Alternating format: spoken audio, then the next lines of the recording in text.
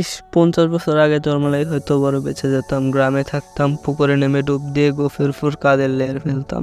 স্কুলে যাওয়ার বদলে নারকেল চুরি করতাম, কলা গাছের কলা চুরি করতাম, কাদার ভেতর লুটিপুটি করতাম। পরের দিন স্কুলে না আসার কারণে স্যারের কাছে মার খাইতাম। এরপর স্কুলে যাওয়াই বন্ধ করে দিতাম। বাপের সাথে মাঠে যাইতাম, ধান লাগাইতাম, পাট লাগাইতাম, মাছ ধরতাম জাল দিয়ে। প্রতিদিন আমি আচ্ছা মতো ডুব দিতাম। 20-22 বছরের বয়সে বিয়ে করতাম। ঘর হইতো মাটির, বৃষ্টি হলে চুয়ে চুয়ে পানি পড়তো খড়ের চাল দিয়ে।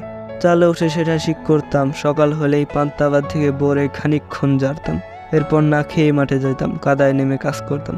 পাশের বাড়ির ভাবি এসে বকে বুদ্ধি দিত, তোমার জামাইটা তো ভালো না, খালি চিল্লায়। বউ উত্তর দিত, বেড়া মানুষ একটু এমনই হয়, এমনি মানুষটা ভালো আছে, নারকেলের মতো, বাইরে শক্ত ভেতরটা টলটলা পানি।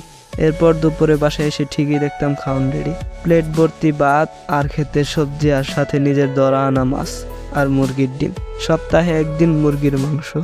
সাপ্তাহিক হাটে গিয়ে হাট করতাম, 2 আনা দাম কমানোর জন্য হেব্বি মোড়ামুড়ি করতাম। বউয়ের জন্য লাল ফিতা আর প্লাস্টিকের চুড়ি এনে দিতাম। সেই রাতে বউ খুশিতে বাকুম করতো।